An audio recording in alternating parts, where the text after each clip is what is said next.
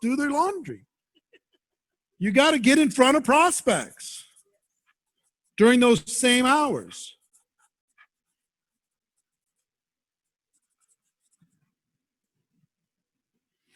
This is a productivity hack that's going to freak you all out, because some of you have your identity in cleaning the house. Some of you have your identity in mowing the lawn. Some of you have your identity in being handy.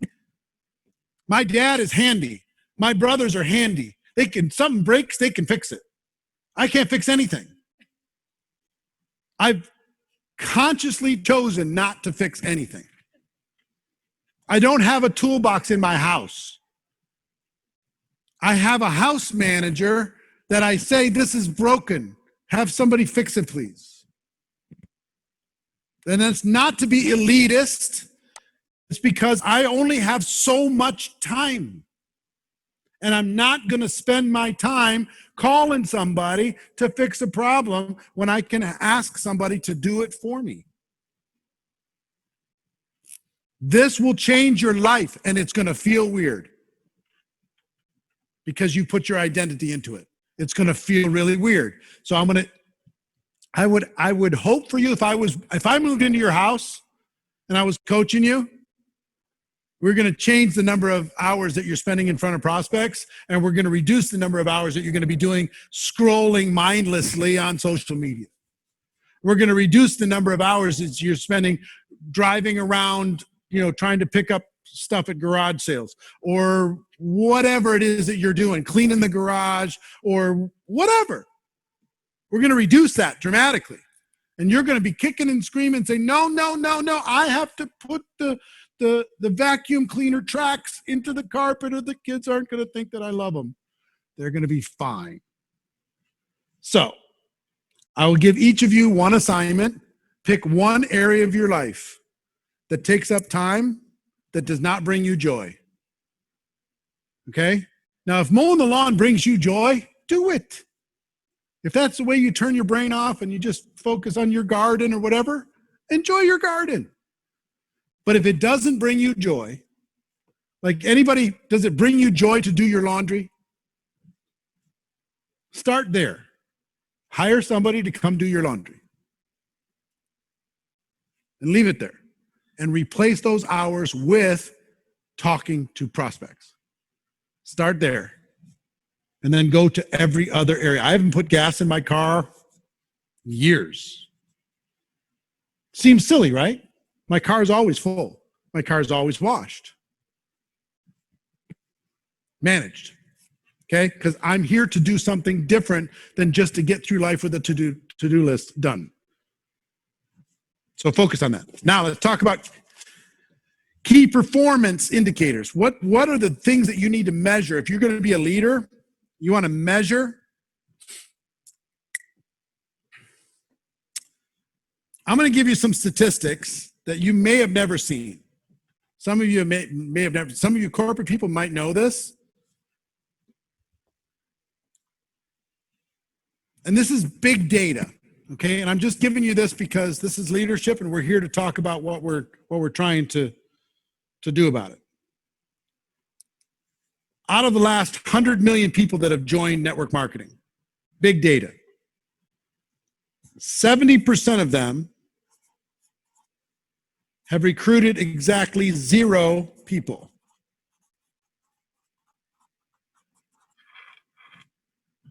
Zero recruits, 70%.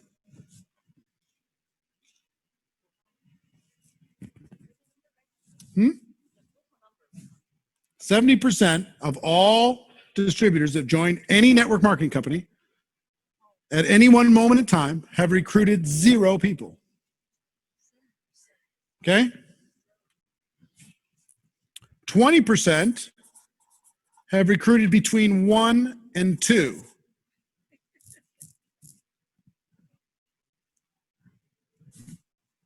Five percent have recruited between 3 and 5. At that moment, take the snapshot at that moment. 3% have recruited between 6 and 9.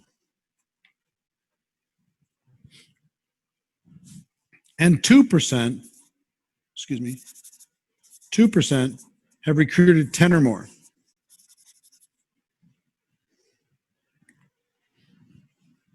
Any moment in time, take a snapshot of your organization. The reason why you see all those zeros in your organization, that's normal. It's not something to feel bad about. And so you go, well, oh my gosh, what's going on with all these lazy people? Most people in network marketing are tourists. It's okay. I live in Las Vegas. Guess what? Most people walking around on the strip, they don't live there. They're tourists. They came to hang out, take some photos, have a nice meal, go to some shows, gamble a little bit, go home. Same thing's true in network marketing. Because our price of entry is so low, our price of exit is equally low. That's just the way it is. So they call this group super recruiters, which I think is kind of funny because it's only 10, right? But this group is responsible for 70% of all recruiting in the entire organization. They average 27 plus recruits per person.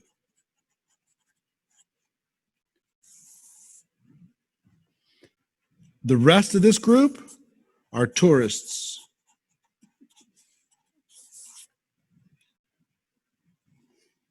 Thanks for coming. Appreciate you being here. Rome, Italy loves its tourists. We hope you come. Go see the Vatican. We hope you come. Go see the fountains. We hope you enjoy the gelato, and we hope you enjoy the fancy food and the sights and the Colosseum. But we know eventually you're going home. And when you go home, we hope you keep using the products. Tourists can still be customers, yeah? But your business is built on this group. This group is where you build your business. You have to do everything in your power to push people into the super recruiter group. This is when you know you have somebody. This is when you know, once you get them into this group, into this 2%, then you know you got something. Now, I'll give you something else to chew on with this piece of information. If you have less than 2% on your team that are in the super recruiter group, you're in decline. In any country, in any line of sponsorship, anywhere in the world, if you have less than 2%, out of 100 people, less than 2 of them have recruited 10 or more, you're going down. If you have 2%, you're neutral. If you have 3%, you're going to be 20 to 40% growth. If you have 4%, you're in momentum. That's a number you as a leader can change. Out of 100 people, can you identify 4 and show them how to recruit 10 or more? Out of 100 people in your group? Answer is yes. You can do that. You can influence that. So this is one of the KPIs that I would have you manage within your organization.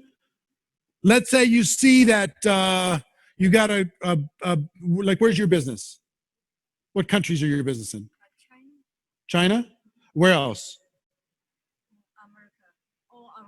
All around the world.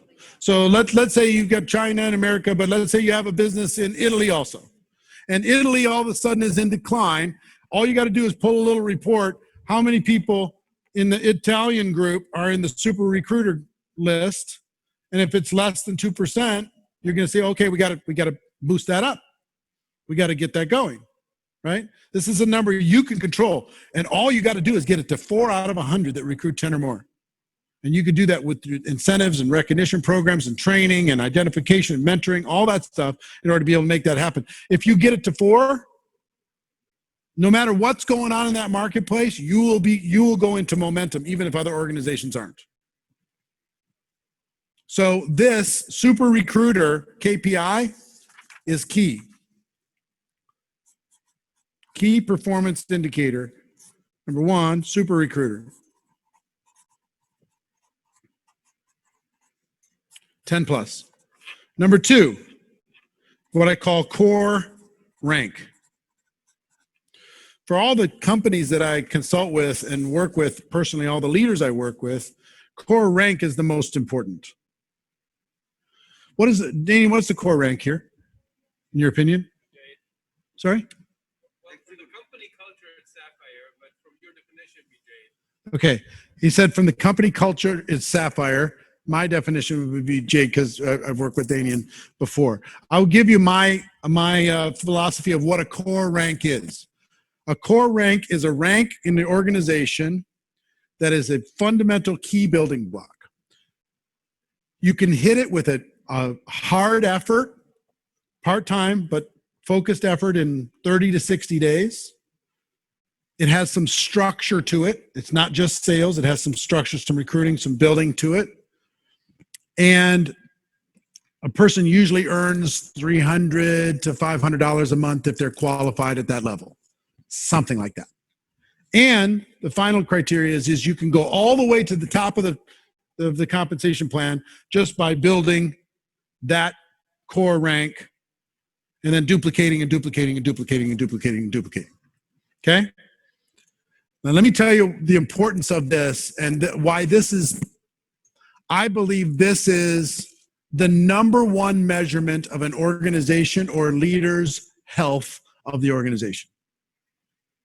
And even talking to the corporate people that are sitting here, what I would highly suggest that you do is put a laser focus on this. If I was working with you personally, laser focus on this number, okay? Core rank. And here's how I would manage it and how I would encourage everybody else out there to manage it. So whether it's talk to your leadership, those that are watching around the world, if they say it's Sapphire, focus there. It sounds like Sapphire might be a little bit higher than Jade. Yeah, a little bit higher than Jade. Whatever your leadership and your culture decides it's going to be, make it that. But I would hope that you could try to get it into 30 to 60 days, got some structure to it, makes $300 to $500 a month. You can build it all the way to the top with it. If you make it a little bit too hard, sometimes we're a little too aspirational. It's not a building block. It's more of a thing. And you don't have enough of it. Well, you want it popping like popcorn. Pop, pop, pop, pop, pop, pop, pop, pop. Everywhere. So, core rank. January. How many? February. It needs to go up. How many new people qualified? New qualifiers in the month of January at the core rank, however you describe it. How many brand new first-time qualifiers? Not requalification. First time. How many do you have on your team in the month of January? February must go up. If it stays the same, you need to be scared. If it goes down, you need to freak out. You need to have emergency midnight meetings. You need to tell everybody inside the organization, we got to stop everything. We got to put a laser focus on core rank because we went down this month. It has to go up. This is something you can control, something you can measure, something you can drive, but it has to go up. And in March, it has to go up from February. And in April, I don't care if that's a down month, it's got to go up. And in May, it's got to go up.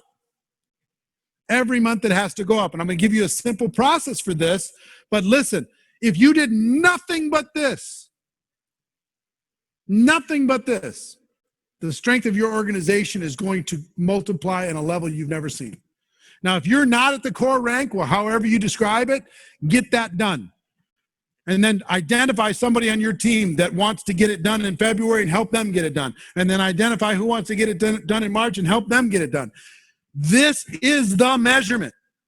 It's not, I will tell you, you can have sales and not be healthy as an organization. You can have rank advancements and not be healthy. You want to know when I know you as an organization are healthy is when this is occurring. When you're seeing a graph where it's doing this on core rank. So if you, I would encourage you as leaders, anybody out there, take a look at your last 12 months, take a look at the year 2020 and what did it do? What you're going to see for many of you, well, you'll see what you see. It's going to depend on the organization. You'll see what you see. But most of you don't even know. You don't even know how many core ranks happened this month. Was it up or down from the month before? You've got to know. This is the number one driver to health or disease within the organization. You're going to see numbers when you do this. Let's say, January, you see 13 people. Well, what does February have to be? More than 13. I'll give you a simple process. 1, take inventory. You want to grow it in March. Take inventory.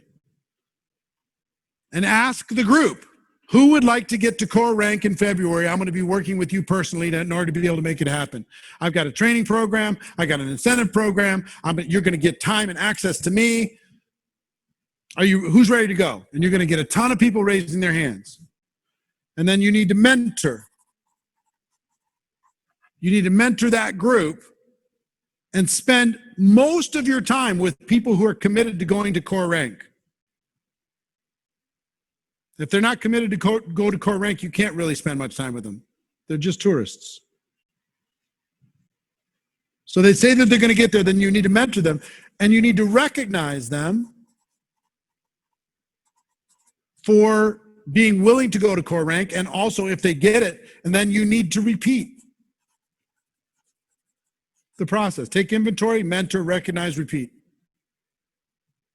So if you take inventory, let's say this happened by itself. In February, if you put a focus on this and you take inventory of a team, you're going to get something like 100 people, 200 people that say, hey, I want to do it. Now, not all of them are going to do it, but you're going to go from 13 to 19 without even trying very hard, just by putting a focus on it. Then, you then repeat, then repeat, then repeat, then repeat, then repeat.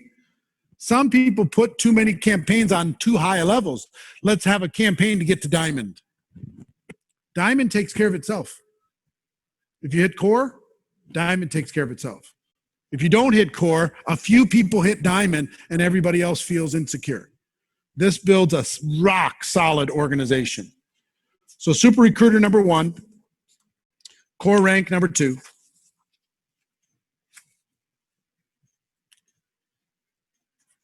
Number 3, event attendance.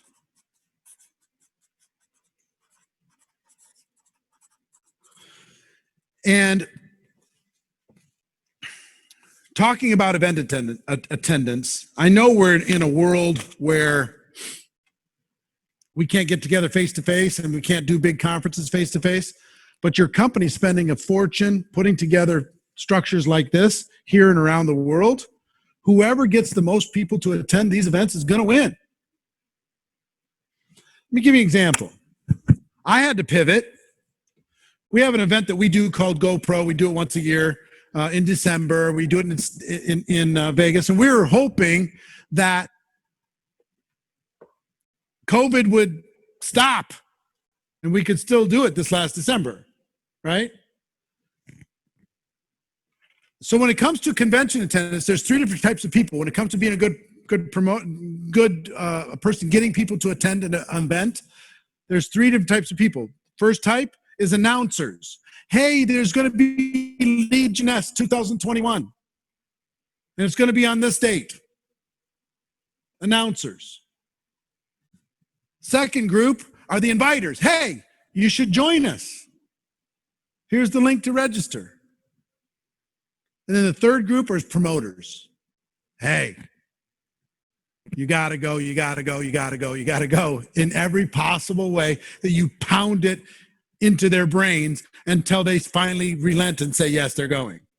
There's a difference between announcers, inviters, and promoters. You want to go to the highest level, decide that you're going to be a promoter. Now, let me tell you what I did for GoPro. The most we ever had at GoPro was 18,000 people. Do an MGM Garden Arena. People come from around the world. And we built a studio, like you guys built a studio, and we decided we were going to hold it around the world. So I did, first of all, we talked about it. We started promoting it. If you want to really be a great promoter for convention attendance, the first thing you need to do is recruit your leaders. You've got to recruit your leaders. Are you in? Here's our goals, here's our targets. Are you going to help me? How many are you going to commit to do? How many are you going to commit to do? How many are you going to commit to do? Okay, so you got to recruit your leaders. Don't just expect that they're going to be a part of this. You have to recruit them into this campaign with you.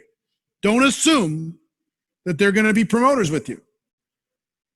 And once you get your leaders, you need to assist those leaders in every possible way. I did about 300 Zoom calls personally between September 22nd and November 15th. 300 Zoom calls all around the world with the top leaders, with my community, 300. And because of that, because of the 300, because of the campaigns, because of the challenges, because it was everywhere, we had 36,000 people on around the world, 127 different countries and 9 different languages simultaneously. Next year, guess what we're going to have? 250,000. 250,000 people this December. We already have 40,000 tickets sold in this next December. Why do I tell you that? Because you've got to be an animal. The next Jeunesse event, you have to be an animal. You have to pretend you're getting paid $1,000 cash for every single person that logs in. You've got to be an animal if you want to be a great leader. Super recruiter is one thing you can control. Core ranks another thing you can control. And attendance at a Jeunesse event has got to be sacred. People are either in or they're out. How much time can you afford to spend with somebody that will not attend a Jeunesse event? How much time? 0. I can't work with, if I'm sitting in your shoes, I can't spend any time because you're a tourist, you're going home. You're not even trying to become a permanent resident here. You're not even trying to become a citizen here. You have to, this is non-negotiable. You know how many people told me they couldn't afford it and we found a way? You know how many told me? I had 3,000 people in Australia and New Zealand watching our GoPro event. And guess what? We didn't give them any replays to the event. They had to watch it live. So that means they started at 2 a.m. and they went for 12 hours, 3 days straight, 2 a.m. to 2 p.m., 3 days straight. How many times do you think I had to overcome that objection? I had big leaders saying, my people just won't do it. I said, fine, put them on a Zoom and let me talk to them. After the Zoom, they said, okay. And the leader said, wow, okay, I guess that excuse wasn't a big excuse. You've got to be an animal. Let me just tell you something. If you don't have a bunch of people from your team complaining that you're talking about the next Jeunesse event so much, you're not talking about it enough. Most of us stop doing things because a couple people complain. If you don't have a lot of people saying, shut up already, we know the event, shut up. If they're not saying that, if you're not getting that from anybody, you're not promoting enough. This is a high-level skill. So these 3 big KPIs are critical, really critical. Let me talk to you about duplication. Is this good so far? Give me some hands if it's good so far. You get some notes? All right, good. All right. Duplication. I had no duplication for my first 3.5 years. Nothing. It was all me. I did all the prospecting, all the recruiting, all the training, put them in front of me. I did all the presentations. I got all the skill stuff. But I'll never forget. I was busting, and I promised my family, because I'd gone on this big run. I promised my family I was going to take them to Disney World, because we were working so hard. So I promised to take them to Disney World. And remember Michael Nelson? Remember Michael? Michael was one of my mentors. He was cross-line to me. And I started bragging about the fact, hey, I'm going to go to Disney World. I'm going to Disney World. I worked so hard. I'm going to Disney World. And he said, Eric, yeah. He said, Eric, your business is not in a state where you can tell everybody you're going to Disney World. I said, well, what do you mean? Isn't that why we're doing all this stuff? So we can have some time and enjoy our families? He said, yes, but you don't have duplication in your organization. If you go to Disney World, the message you're sending to your team is now's not the time to build. And they will all go on vacation at the same time you do. I said, no. Yes. I went to Disney World. I came back. My team was virtually gone. Literally 1 week, virtually gone, because I didn't have any duplication. And I just really, through tools and systems, I finally cracked the code on duplication. I'm going to give you some tips on what you need to do in order to be able to duplicate. First thing I would tell you, there are levels of duplication. Because a lot of people misunderstand this. There's core, there's above core, and then there's way above core. So let me explain this to you. A simple system, core, number one, is something that everybody can do, no matter what their skill level, no matter what their belief level. Everybody can use the products, right? So that's an example of core. Every single person can use the products, no matter what they're doing. Every single person can plug into the company Zoom. Every single person can do the basic stuff. But then there's above core, because some people misunderstand duplication and say, well, I can't do it if every single person on my team does it. If they can't do it, then I shouldn't do it. Well, let's take COVID out of it. Do home meetings work? When you go into somebody's home and you do a presentation in their home, does that work? Of course it works, but it's above core. It's not core, because guess what? 95% of people will never do one. No matter how much you push, no matter how much you hammer them, no matter how much you make it part of your culture, people are still just not going to do it, even though it works. Can everybody get up on the stage and do a presentation on your team? No. Does that mean you shouldn't do it? No, you should still do it. Can every person on the team travel to Orlando and sit in the studio with us right now? Nope. That's way above core. Some people are going to be traveling 5, 6, 7, 8 days a month or more to grow a huge organization. That doesn't mean you shouldn't do it. So just understand, there's some things that are higher levels of duplication. More people, above core is going to be things like home meetings and doing presentations, hosting Zooms. These people are attending Zooms. These people are hosting Zooms. These people are traveling to different countries. See the difference? So understand that they can coexist. Now, here's what you want your team to think about your systems. 3 things. 1, this looks simple. 2, I think it'll work.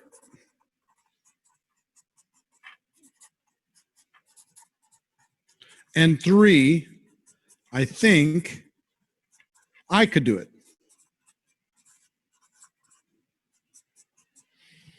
Systems help create duplication. But when people are looking at those systems, especially people on your team, you say, okay, here's the system to go get customers. Here's the system to go recruit. Here's the system to onboard a person to launch their business. They need to be able to look at it and say, oh, that looks simple. I think it'll work. I think I could do it. That's what you want them to think. Okay? Now, here's how you know that you've got a system. Because how many of you think you have a system in your business? You think you have a system for some aspect of your business? Here's how you know. Here's how you know. 1, everyone knows it.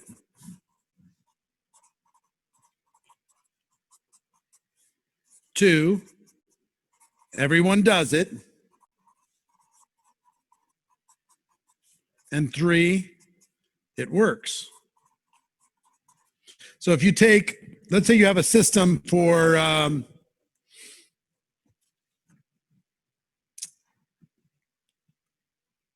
core rank. What's your system for core? If a person says, hey, I want to get to the core rank. What's your system to help them get there? Do you have a system for it? Or is it just, do your best, cross your fingers? What's your system? What's the training? What's the communication? What's the recognition? What's the process? What's the cycle? Is it monthly? What is it? What is the system? Does everybody know what the system is to get to core rank on your team? If they don't know it, then you got some leadership work to do. Does everybody do it? Or is there 500 different ones? And does it work? Most of the time, you think you have a system just because it works if somebody will do it, but everybody doesn't know it and everybody doesn't do it. So I'm going to give you a list of systems that are very important for you to either have, develop, or strengthen within your organization if you want to grow faster. Duplication is where we start to get into business, right?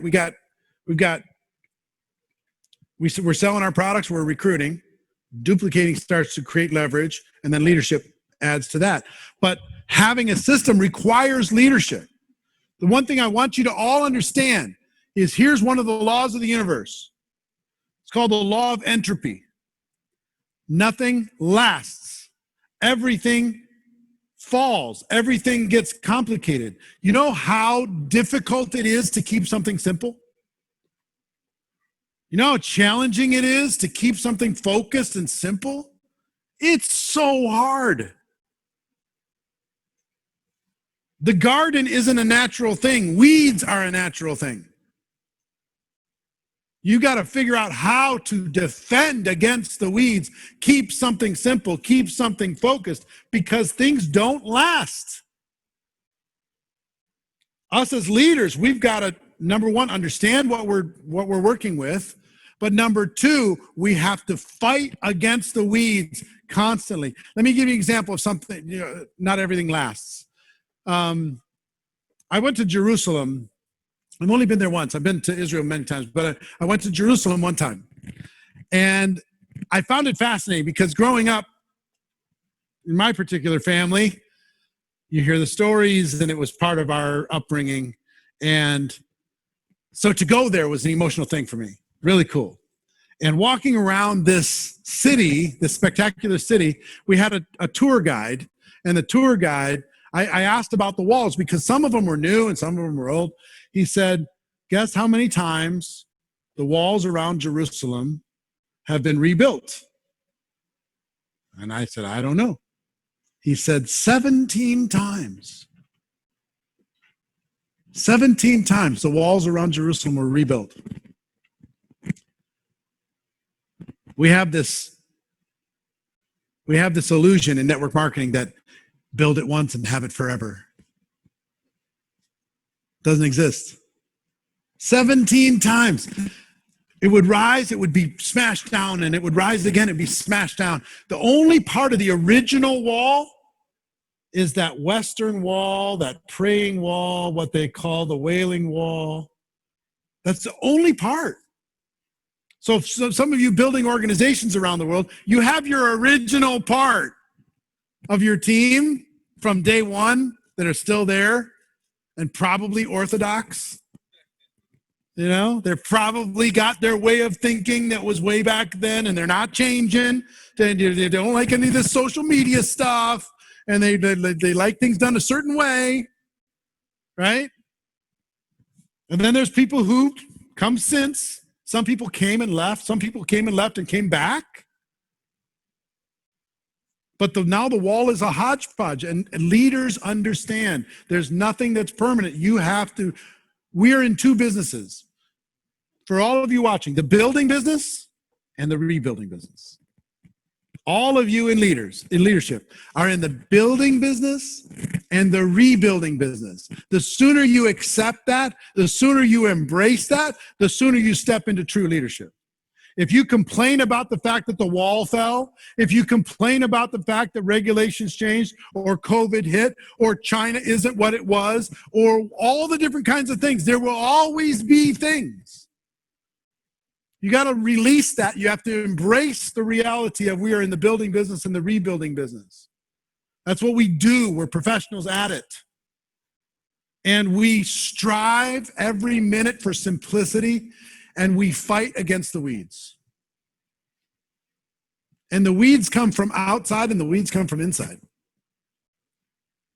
People with good ideas that maybe weren't tested, but they get added on to some system that you've got. And pretty soon you got add-ons and add-ons and add-ons and add-ons, and nobody knows what the heck to do. Because they're doing it different in Thailand than they're doing in Italy, and they're doing it different there than they're doing it in Bangladesh.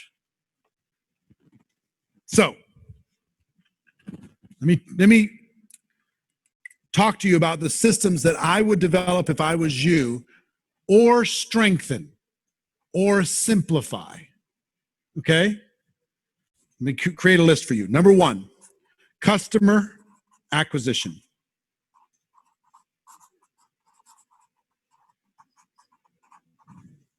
Do you have a system to acquire customers? The people who say, I understand that this is an opportunity-led organization culturally, and I think that's fine and great. The world has had a huge awakening, and everyone in the world is looking for ways to be able to earn from home. You have a way to earn from home with incredible products and a great culture, great leadership. You should help people. It's like there's been a flood around the world and you have unlimited life rafts. You should show them that you have life rafts to be able to help them. But there are also going to be people who are not ready to start a business, too afraid to start a business, too scared to start a business, that would still be a huge customer of your products. Do you have a system for acquiring customers? Do you have tools, social media, lives, parties, sampling, stories, challenges? What's worked in the past? What kind of irresistible offer can you create that the entire world will say, sure, okay, try it? And guess what most of marketing is? Leadership lesson. Guess what most of marketing is? Getting somebody to try something. That's all it is. You see all those ads on the television everywhere, social? You know what they're trying to do? Get you to try something. Remember that what was it, Mountain Dew commercial a couple of years back? Puppy Monkey Baby.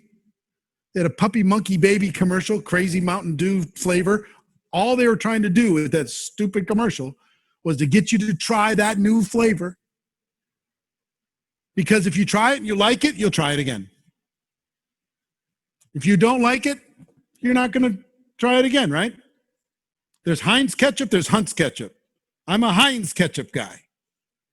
If you bring me Hunt's ketchup and that's all there is, I'll probably take it, but I'm not buying it in the store because I've already tried Heinz.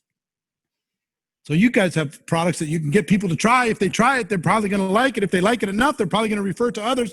And there's a big trend in the world right now of customers being added to organizations and being the recruits rising from the customer base. Something to consider on top of what you're already amazing at. So do you have a system? Does everybody know it? Does everybody do it? Does it work?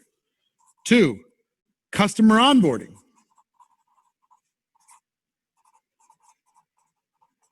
This is almost completely ignored in the entire network marketing world.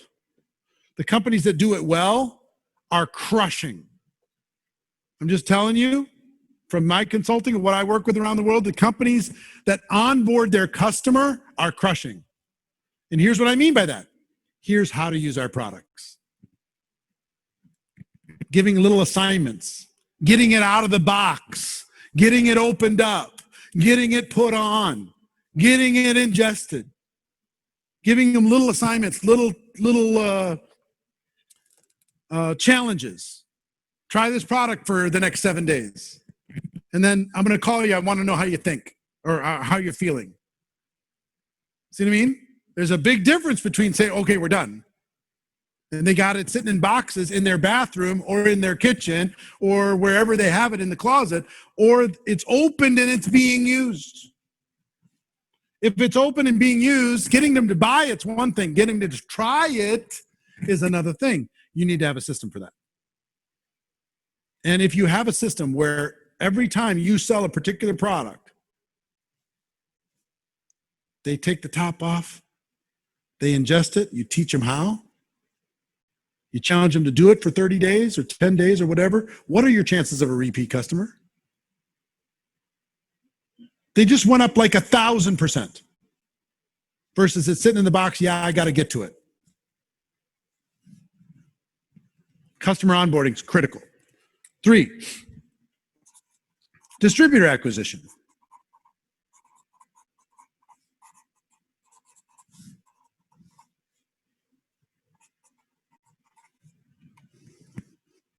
You got them now? You're just gonna put them up there. All right, cool. I don't have to write them. What are the tools, events, systems, process in order to recruit a person? I understand we're changing. We do a lot more Zoom now than we used to do face-to-face. One-on-one has been crushing for the last 5 years, crushing everywhere around the world. And we have less ability to do one-on-one today. So we had to adapt. We had to pivot. But what is the system? Does everybody know it? Does everybody do it? Does it work? The 4th one is distributor onboarding, which is 2 things. And most people get one of these things really, really strong and the other one not so strong. Well, I should say this. Most people ignore this. They sponsor them and they say, good luck. See you at the next event. Onboarding is almost non-existent. Okay? The strongest organization, you want to see, this is the one place where duplication will kick in faster than any other place. This one place, distributor onboarding. 2 parts. One is getting a person connected, making sure they have the right order, making sure they know where the Zooms are and where's the team page and how do they do this and how do they get their questions answered and who's their upline and all the stuff. What's their roadmap to get to core rank and how do they understand the little basics of the comp plan? Getting them connected, right? That's part number 1. Part number 2, this is big. You want to go into momentum, pay attention to part number 2. Launching them. Write down that word, launch. Launch. There's a difference between getting started and launching. There's a difference between welcome to the team and launching. What is their grand opening plan? What is their kick-ass plan? What is their get it done in the next 30 days plan? Tell the world plan. Launch them. What's their launch plan to help them go get some customers quick? Help them get some distributors quick. Help them get a rank advancement quick. Get them registered for their next event. That's part of connection. But what's the launch plan? Now, if you come up with a launch plan, and I understand it might be different country by country slightly, region by region slightly, but if you have a launch plan that everybody knows it, everybody does it, and it works, your momentum will be completely different than a person who just welcomes them to the team. Welcome to the team is part 1. Part 2 is launch. And if you do this right, the new person's going to be so excited about being launched. They will step into the idea of being launched. Like, I'll give you an example. I have a coaching program that I do that's a year-long coaching program, and I had a call with them yesterday. And part of it, this whole week, we're talking about facing fears. That's the whole theme of the week. So my challenge to them was to beat their fears to death, to bludgeon their fears in 1 week. So I got this young lady, or not young lady, my age lady in the United Kingdom. I picked her out of the group, brought her up on the screen, said, "What's your biggest fear?" I've been involved in the company for a while, and I just don't have very much success recruiting. I've been involved for like 3 years. So how many people you recruit in the last 12 months? She said 2. I said, "Okay, you ready to beat that fear into submission?" She said, "Okay." I said, "Here's your challenge. You're going to recruit 10 people in the next 7 days." She went, "What?" I said, "Yeah, 10 people in the next 7 days." So in that about 10 minutes with her, 15 minutes, we created a launch plan. Starting that moment, a launch plan for her to recruit 10 people in the next 7 days. And part of that launch plan is I had her assemble from her company people who would help her. So she contacted people she didn't even know that were big names in her company and says, "Hey, I've got this challenge. I need to go recruit 10 people in the next 7 days. I don't know what I'm doing. I've never done this before. I'm scared to death out of my mind. Will you help me?" And they're like, "Sure." So this morning, before I came over here, I saw an update, Facebook Live, that she did inside of our little training group that says, "You're not going to believe this. I have a team and they're going to help me launch and create this whole thing." You create a launch strategy that includes kind of bringing a team together, and the whole team can kind of support and help and encourage and guide, recognize, inspire. You're going to see momentum like you've never seen. Next is core rank advancement. What is your system for core rank? What is your system to get people to want to get to core rank? Make it aspirational. Welcome to the company. How long do you want it to take to get to core rank? That needs to be in your language. It needs to be in your conversation. How long do you want it to take? You want to be one of the next ones that gets there? Let me tell you the fastest one, the fastest time a person ever did it. The average on our team is like, 8 weeks. You want to be average? You want to be faster? I'm not going to judge you if you're slower, but how long you want it to take to get there? You need to have that conversation. Then you need to be able to pull out and say, here is your roadmap to core rank. Step 1, step 2, step 3, step 4, step 5, and we're here to help you. Are you in or you out? You want to do it or not? If you just have the system, they'll step in. Do you recognize that? If you encourage, if you motivate, if you inspire, the difference between having a core rank system and not having a core rank system is a difference of about 50% growth per year, plus or minus, well, if you have it or if you don't. Now, and here's the measurement. Some of you might think that you have it. Does everybody know it? Does everybody do it? And does it work? Is it in your head? Is it this verbal tribal story that you're hoping stays? Do we have to play the whisper game to show you how bad the verbal system is? A verbal system, just so you know, corporate and field alike, a verbal system is terrible because it'll turn into 5,000 systems around the world. Give me an imperfect system, but one that I can put on a piece of paper. And I can work with that. I can duplicate that. I can't duplicate your fancy story. I can't duplicate this tribal message that we're going to repeat around the campfire. Give me a piece of paper. Then you got something. Now you can go. Now I could put a recognition program around this, even as a field leader. Not just the company. I could put incentives around this. I could put contests around this. I could do all kinds of stuff with this. But the words, it's just like gone. Core rank. Next, personal development system. Is there a personal development system inside the organization? Is there a system for encouraging personal growth? Is there a system for encouraging reading, for encouraging podcasts, for encouraging learning? Audio, video, print, online. Do you have a system for it?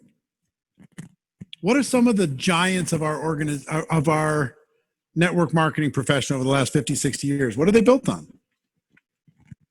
Personal growth. Now, is this just cross your fingers, hope for the best in your organization? Is there a book that you're all focused on this month? Is this a habit that you're encouraging or you're just hoping happens? Build a system around this. A system where everybody knows it, everybody does it, and it's working. You're talking about it. Personal development. Next, fundamental skill development. You need to have a system to teach people how to find prospects, to teach people how to invite, to teach people how to present and to follow up, answer questions, overcome objections, how to close, how to launch people effectively, how to promote events. What is your system for skill development? Because write this down. The best trained team wins. The highest skilled team wins. Somebody else might get there just by sheer force of personality. They're just so amazing, so charismatic, so powerful. Everybody follows them and it's amazing. But if they're not highly skilled, anything can knock them down. If they're not resilient, anything could knock them down.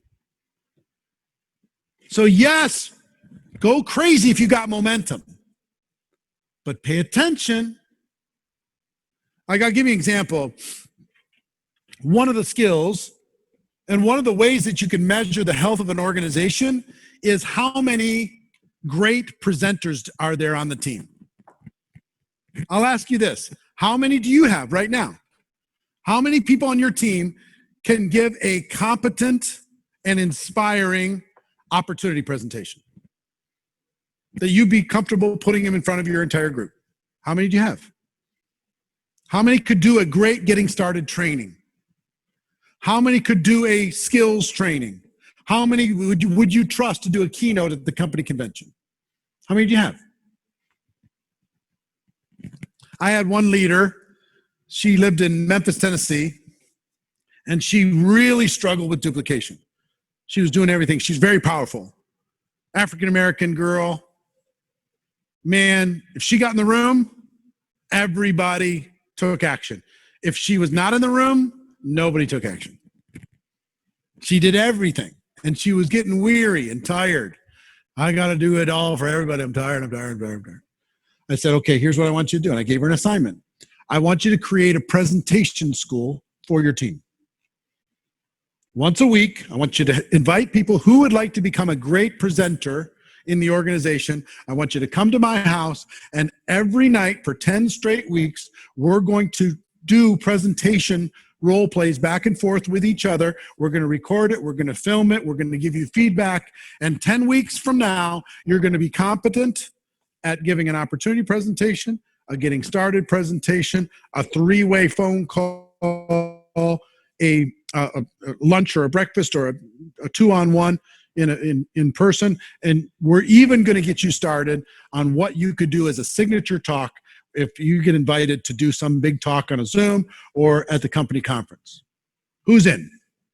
She got like 50 people said, yes, I'm in.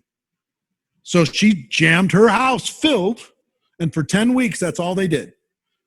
10 weeks later, she had something like 14 people that could do their weekly meetings, 14 people that could do presentations, 14 people that could, out of that group, that she felt, and she was a tough judge, that she felt, I could trust that person. I don't have to be anywhere. I don't have to be in the same state or in the same country. They got it, right? Her duplication went, more people can do the presentation, the more you're going to win. So that's an example of skill-based systems. Is there something skill-based in order for you to be able to maximize the number of people that can do a presentation, can do a great Zoom? Who can do it just a phenomenal, unbelievable Zoom on your team, or is it just you? I actually think in this pandemic, the skills have gone down generally around the world because the leaders are all the ones doing all the Zooms. And the actual average person out in the marketplace isn't doing very many presentations at all because they're just leaning on the superstars from around the world who are doing it all. And they're losing the polishing of their skills sitting across the coffee table at Starbucks. Now, we'll get it back, but understand, the highest skilled team wins. All right, next. Next system for you to develop is a communication system.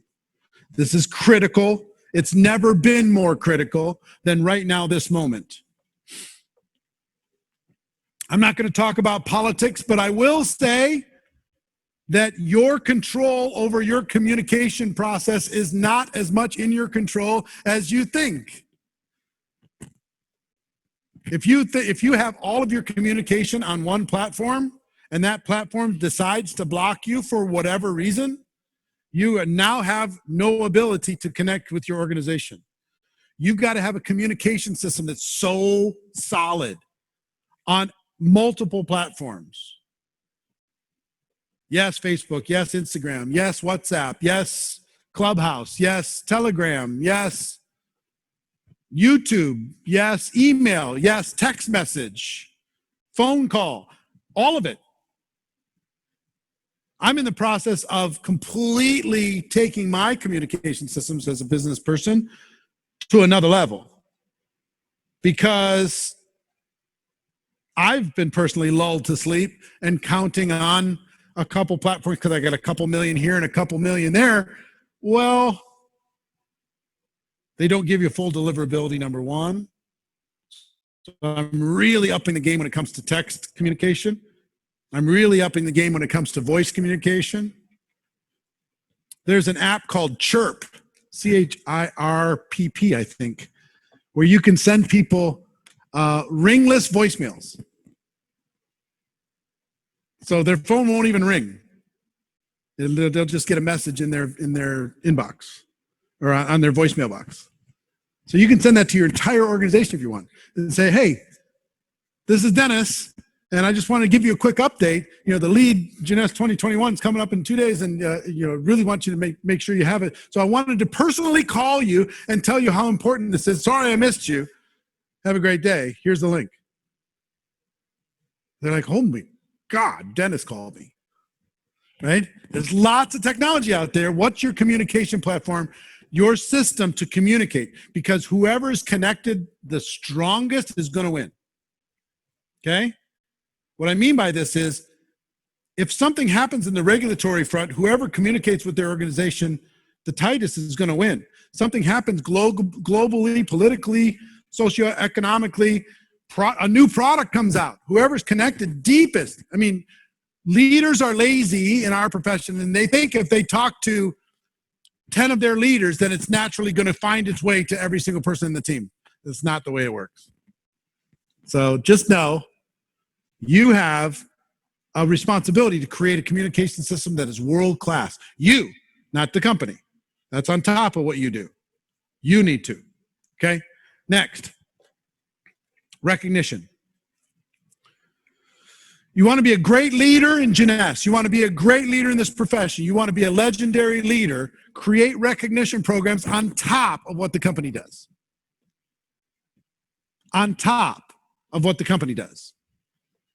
How can you recognize people's achievements on social? How can you recognize through awards? How can you recognize through proximity where they get to be closer to you? How do you recognize through extra training that you would provide to people who do certain things? Like, I'll give you an example. You could offer as a leader, I'm going to do a special training series, a 4-part training series in February, only for people who qualify at core rank in January.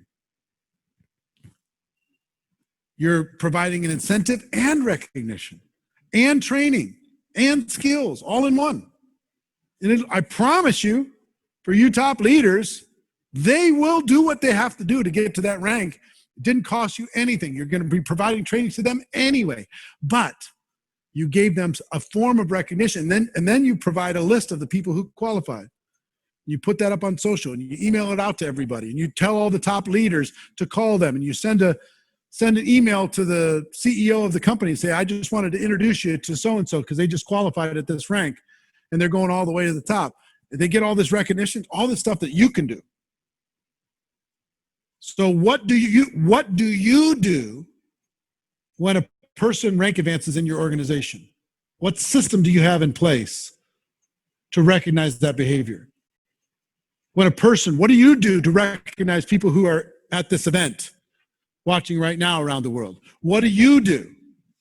Too many leaders are saying the company needs to do more. The company needs to do more. We need more. We need more. Fine. Let the company do what it's going to do. It's providing an opportunity for you. You just need to just go take your CEO of your own business, right? They're here to support you, but you go drive the things that are going to make it work for you. Recognition systems inside of your team. You do this right, people are just going to have so much pride in being in your team because of the extra recognition you provide. And maybe the company does a really great job at higher level recognition and you can do a job at lower level. Maybe you do it for super recruiters when they get to their 10. Maybe you do it for core rank. Maybe you recognize people for their first distributor. Maybe you come up with a campaign that all it does is recognize people when they sign up their first person. What do you think that would do to the behavior of your organization if everybody was celebrated for their first person? Let's all celebrate so-and-so because they just signed up their first person. They're on their way. What's that going to do? So stop waiting for somebody else to tell you what to do, and you just start to create a system and drive that. Number 10, we talked about it a bit before, convention attendance system. I don't need to cover that more, I don't think. Number 11, leadership, development, and mentoring.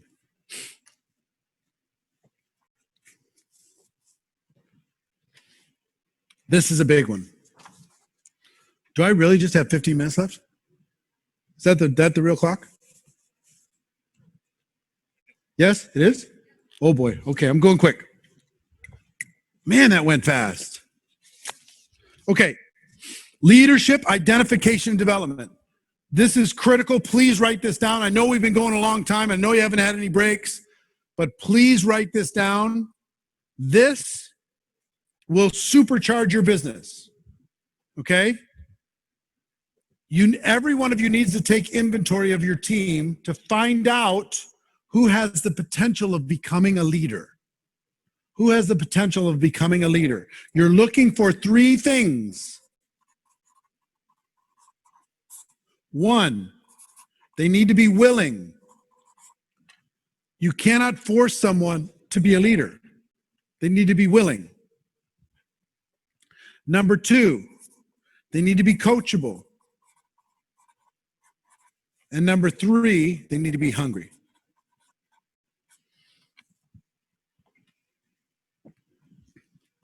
Willing, coachable, hungry. You can't force somebody to be successful. You can't help somebody who won't listen. And there's no future for somebody who's not hungry as far as leadership development. You have to have all 3. 2 out of 3 is not enough. So you're going to take inventory within your organization, say, who is willing to do the work? Who is coachable and they'll follow instructions? And who is hungry? Who's ready to change their life? Now, here's the dilemma, the catch-22 of leadership. The dilemma is this. Raise your hands around the world if you are willing, coachable, and hungry. Raise your hands, please. Virtually everybody. So everybody says they are. How do we know who to work with? How do we know? It's very simple. I have a process so you can figure out who to work with. Because here is what I want you to do. You spend your personal time with these people. You spend group time with everybody else. You don't spend any personal time unless they're in this arena. Okay? Even if you're signing up a brand new person, the beginning of duplication, the beginning of leadership starts with the first conversation you have with a brand new person. Okay? So I'll give you an example. If I sign up a brand new person, let me tell you the first thing that needs to come out of their mouth, out of my mouth to them is, listen, what's your name again? Mandy. Hi, Mandy. So Mandy, my goal is to help you become independent from me as quickly as possible. Where you can operate on your own anywhere in the world. God forbid something happens to me. My goal is that for you to become independent from me as quickly as possible. How quickly do you want that to happen? How long do you want it to take for you to become independent? About how long? Give me an idea. 1 month. 1 month. Okay. You're going to get a lot of 3 months, 6 months, 9 months, a year. The number doesn't matter. What matters is our goal is you to become independent. Okay? So let me tell you what I'm looking for, Mandy, for you to become independent. First of all, I'm looking for people who are willing, coachable, and hungry. Are you willing to do the work to become independent? Are you willing to be coachable in the process? Are you hungry? Do you really want this? All right, fantastic. Then let's make it happen. Right? Now, here's how I'm going to know. She's going to say all these things because it's easy to say yes, it's hard to say no. This is the number one tool of the leader, assignments. This is how I'm going to know. Now, Mandy told me she wanted to be independent in 30 days. Wow. Her telling me that, and I believe her, her telling me that leads me to believe that, she's pretty serious. So I could give her assignments, right?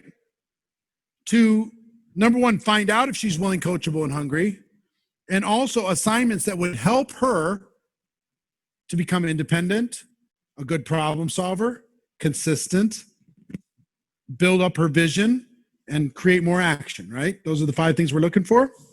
So let's say there's an assignment from a 10, 9, 8, 7, 6, 5, 4, 3, 2, 1. What level assignment do you think I should give Mandy? Hold up with your fingers around the world. What level assignment should I give to find out if she's serious? What level should I give her? A 2? A 9? A 10? She seems pretty serious to me. So let's say I give her an 8. She wants to get there in a month, right? So I give her an 8 assignment. And I say, Mandy, all right, here's what I want you to do. I want you to make a list of 100 people and do it quickly because we only got 30 days, right? And then I want you to get back to me, and we're going to contact those 100 people and just say hello in the next 72 hours. Okay? All I want you to do is contact all 100 people in the next 72 hours and just say hello. Okay? You make a list. You're going to contact them, say hello. Got it? All right. You got 3 days to do it. Get back to me in 3 days and let me know how you did.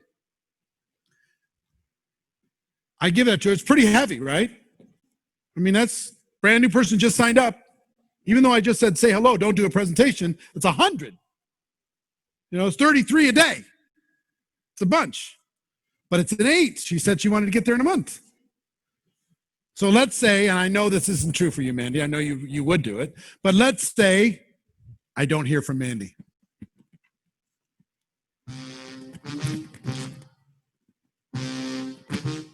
Or I call her at the end of the day tomorrow and say, how's it going?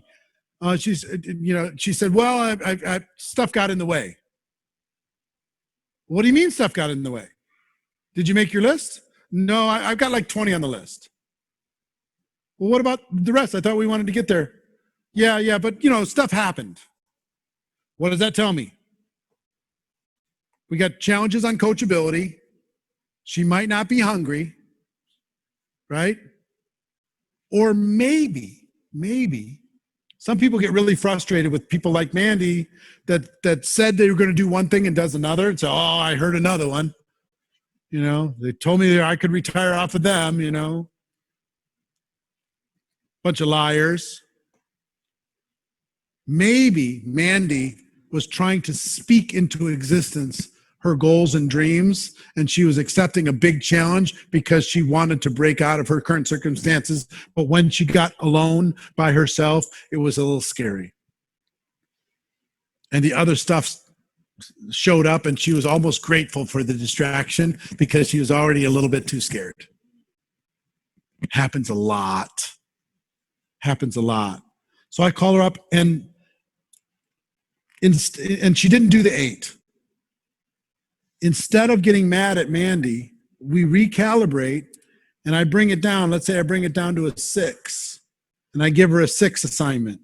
If she still doesn't do that, I bring it down to a 4 assignment. If she still doesn't do that, I bring it down to a 2. Maybe I bring it down to a 1. Mandy, all I want you to do is use this product for the next 7 days, once a day. And after 7 days of just using it yourself, I want to talk to you and see how you feel. Will you agree to that? Yes. Then she does it. And as soon as she does it, then I'm going to just give her a 2. And then as soon as she does that, then I'm going to give her a 3. And I got to find what her fear level is. And everybody has a different one. So she might tell me that she wants to be independent in 30 days, but it might end up being 9 months. So I find out what her fear level is, and then I raise the temperature from wherever I find it. I'll give you an example when I really know I have someone, and you've all done this. Anybody ever go fishing? Anybody go fishing? You put some bait on the hook and you put it in there and you go fishing. And you're like, oh, wait, did I get one? Oh, wait, did I get one? You pull it up, and the fish have just stolen your bait, right? The little ones. Tick, tick, tick, tick, tick. You're not quite sure. And then have you ever gotten one? A big one? It's like, there is no doubt I got one, right? So here's when I know I have one. Here's when the top leaders in the world know they have one. The person says they're willing, coachable, and hungry. They ask them, how long do you want it to take until you're independent? They say whatever number that they say. And then they give them a 4. Here's the 4. 1 hour later, person calls back, says it's done. What's next? Oh, I got one. Oh my God, are you kidding me? Really? And then you're like, oh, don't tease me. You give them a 5. And they call back an hour later. It's done. Oh, we're going to run. This is going to be amazing. Because then I can give them a 6. Boom, it's done. When I met Danian for the first time, even though, I'm a coach, mentor, friend, I'm not an upline, I knew I had one because he did it. If I gave him something to do, hey, I want you to try this. It was implemented in 24 hours, system-wide. I'm just like, I'm going to help him as much as I can help him. Versus people like arguing with you. You ever have team members argue with you? It's like, come on, stop arguing with me. You can either complain with them and try and convince them all the time, or just focus on the ones that go. Find the fear level, amp it up, right? Help them to independence. We're going from dependence to independence. We're going to use assignments on this journey, and we're going to use the old tell, show, try, do on this journey. So you're looking for 3 things. This one page here should make you so much money. You're looking for 3 things you cannot afford to work with anyone that is not willing, coachable, and hungry. You find out their fear level, 1 through 10, by testing them and giving them assignments. Their response to those assignments, not their words, their actions, their response to those assignments is what's going to tell you how to calibrate down or calibrate up. Once you find their fear threshold, then you can start ratcheting it up with love and compassion the whole way to help them get to a 10, help them go from dependence to independence, help them go be in one of those 25 leaders that you need to make your $1 million a year on average around the world. That's what this is the mentorship. This one page is a short course in mentorship. This is what it takes to get in. This is what it takes to prove it. This is what it takes to improve their strength. Our goal is to go from dependence to independence, and we use tell, show, try, do, and assignments to help them get there. That works everywhere in the world, every marketplace, everywhere. You just take that one piece of paper, you should be able to double your organization, I don't care how big the size is, in the next 12 months. Run your whole team through that filter. Even if they're a high-ranking person, you can have a high-ranking person that forgot to be willing, coachable, and hungry. You can have a high-ranking person that had fear stop them at some level. You can have a high-ranking person that you need to remember to give them some new assignments. Daniel will tell you, and all the other people that I work with personally will tell you, every time I'm with them, you know what I give them? Every conversation that we have, you know what I give them? An assignment. Every time. Before we started the session, I gave another assignment. So think about that in terms of how you can increase your influence around the world. Is this making sense? All right. I have so much, but I want to cover. Oh, they gave me more time. Yay. I got a little more time. Those of you who needed to go to the bathroom just went, oh, crap. They gave me more time. Let me talk to you about what's going to change your life because it changed mine.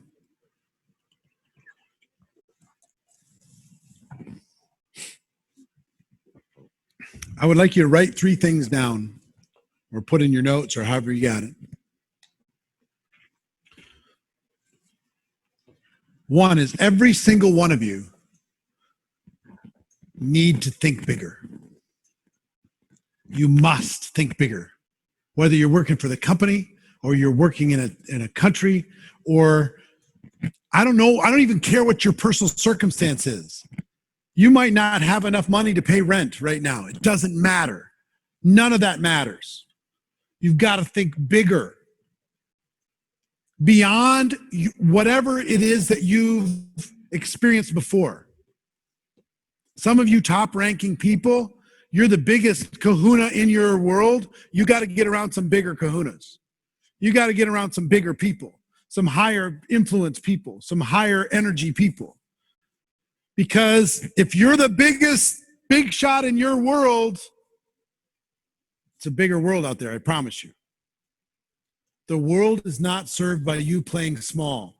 And if there's any epidemic out there in the world, is people being reasonable and rational and practical. You want to change the world? Those are not words that should describe you.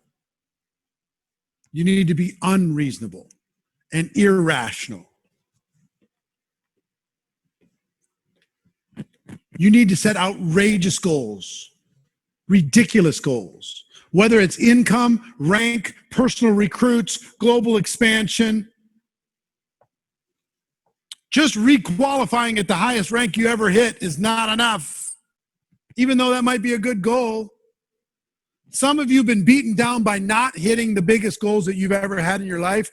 So you go down, down, down, down, down, and now you're this little rational, inch by inch, it's a cinch. Can't beat somebody who never quits.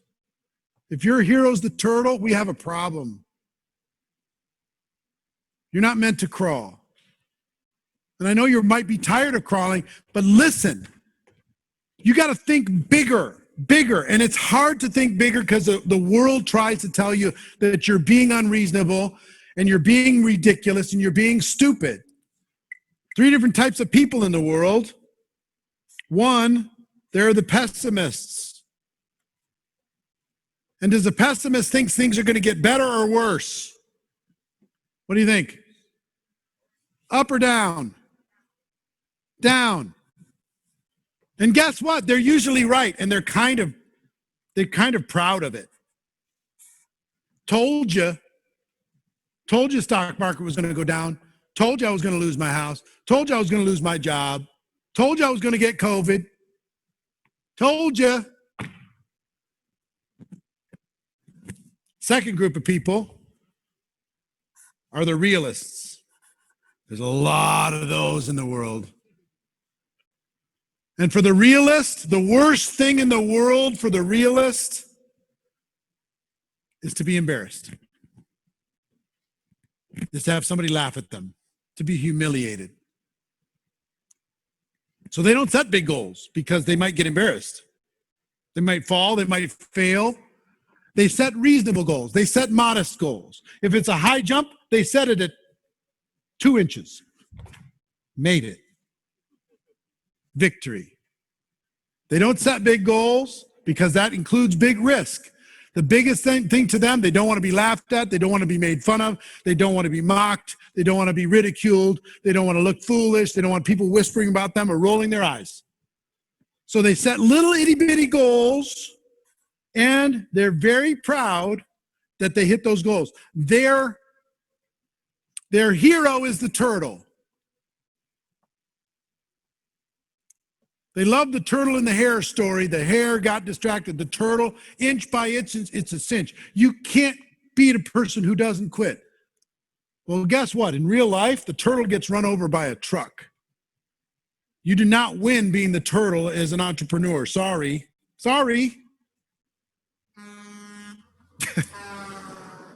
Third group is the visionaries, people like you. And visionaries are weird creatures.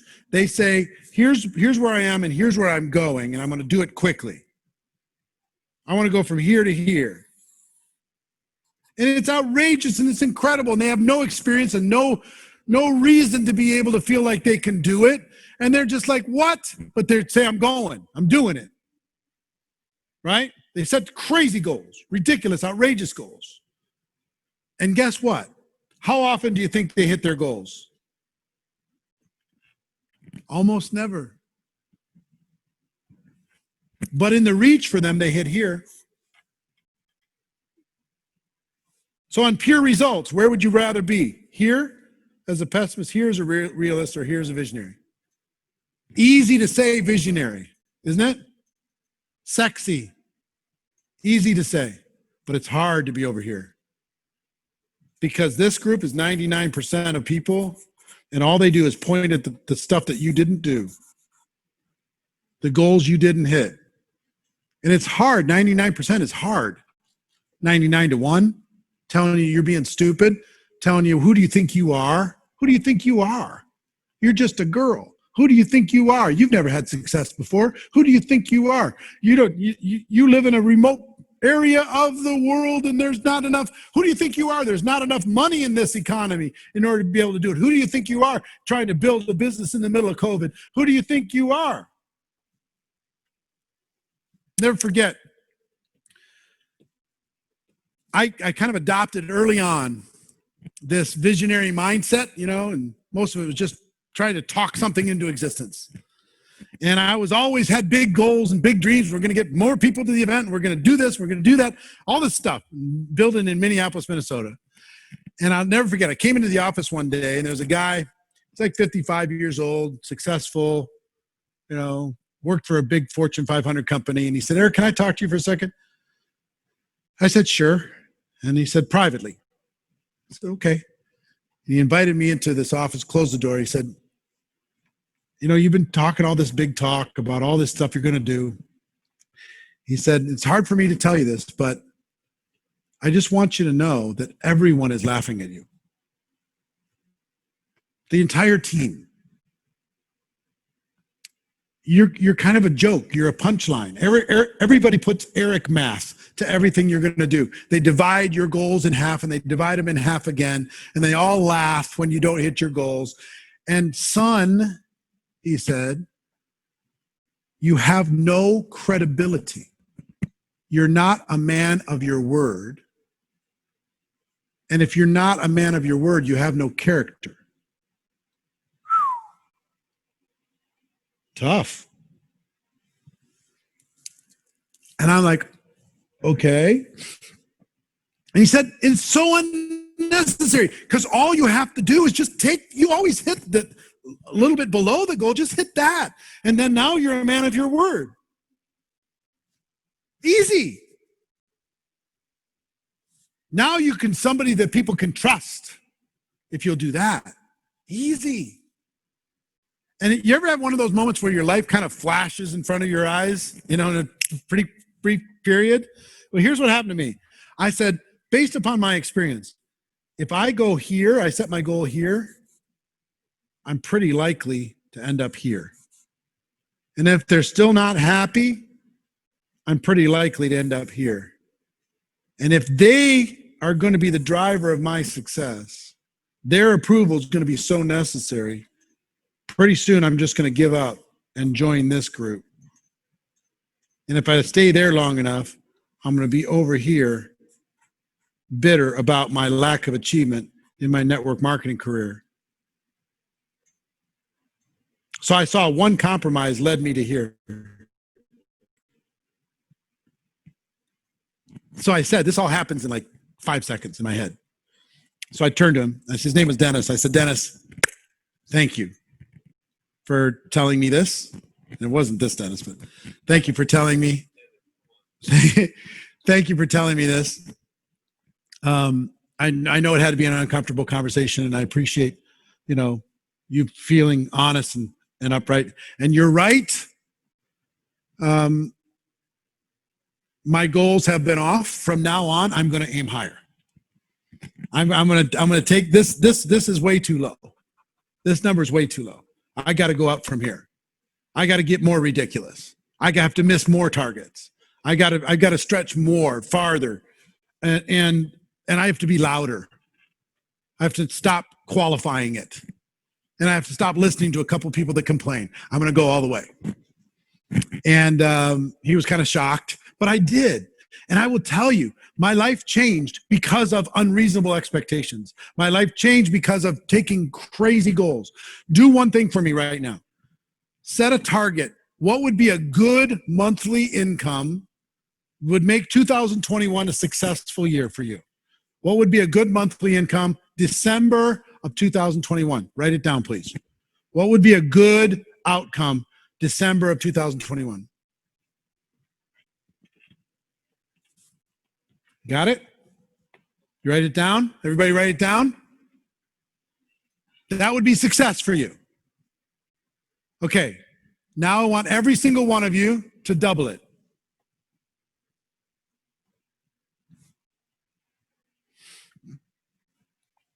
Really write it down, double it, circle that. Now I would like you to double it one more time.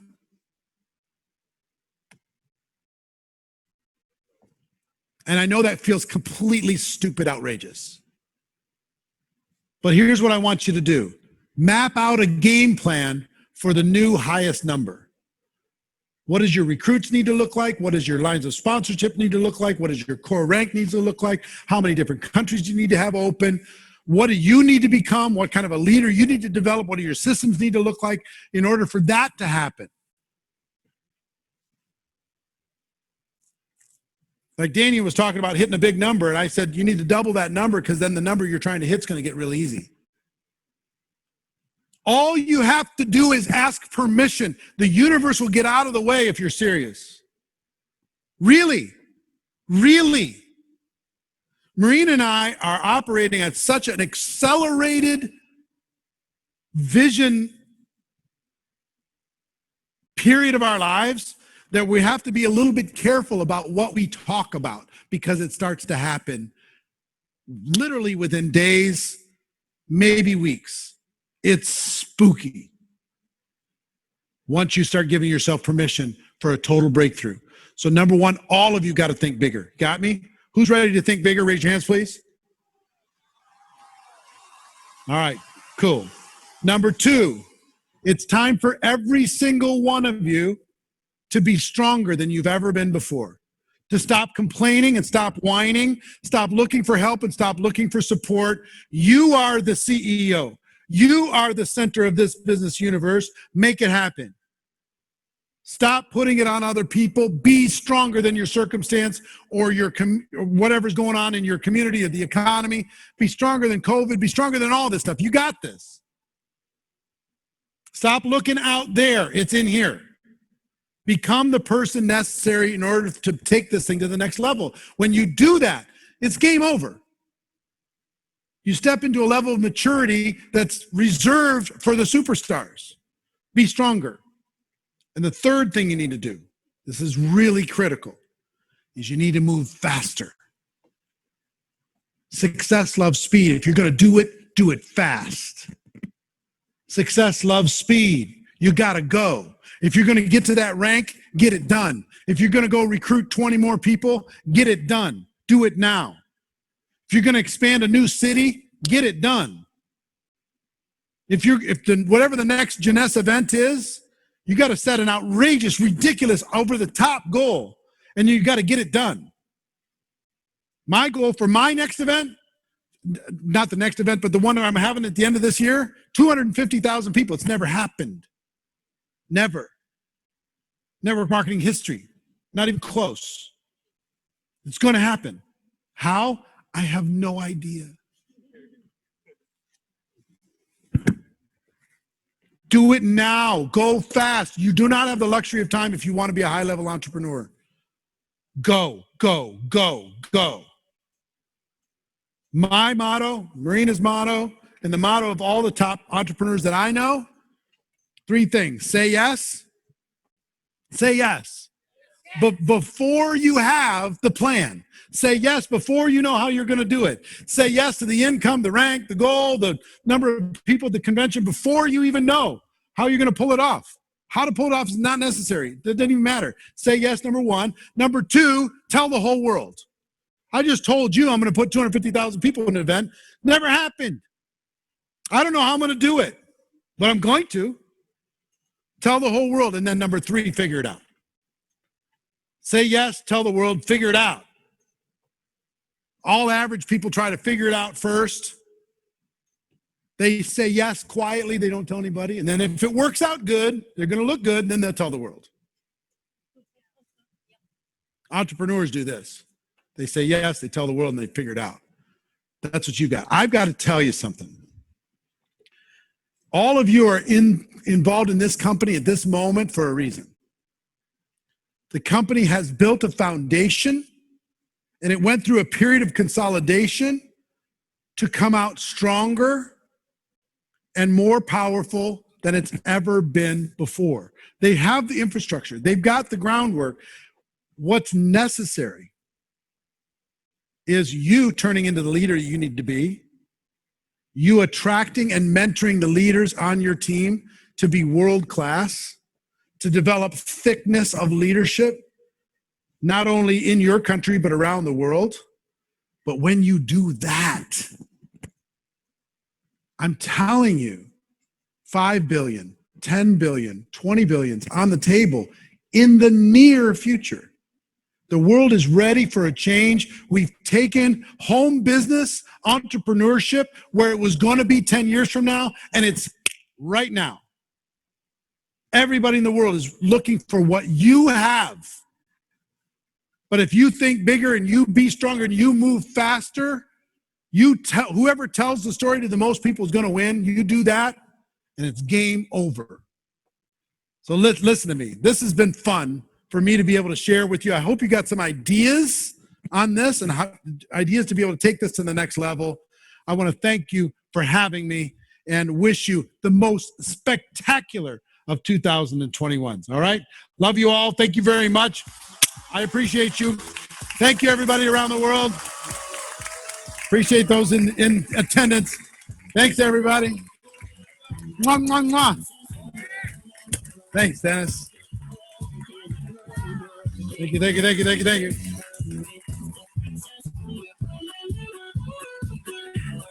Hey, keep it going one more time for Eric Worre.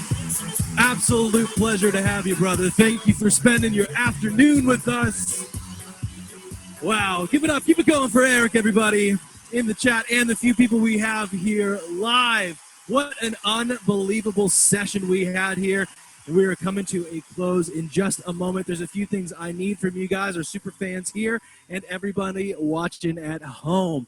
My iPad is full of notes. I've got notes from all 11 points from what Eric was talking about, but here's what I want you to do. Put a 1 in the chat if you are ready to move faster. Put a 1 in the chat. Put a 2 in the chat if you're ready to become stronger. Drop a 2 in the chat. Put a 3 in the chat if you are ready to start thinking bigger, just like Eric talked about. I want to see a 3 in that chat. And drop a 10 in the chat. 1-0, a 10 in the chat if you are ready to be a visionary, someone with unbelievable and incredible goals. Drop a 10 in that chat. I want to see that blowing up.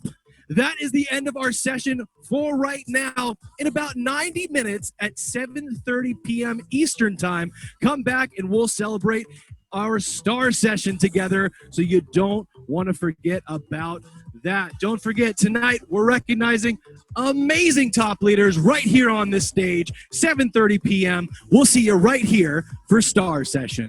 Thanks, guys.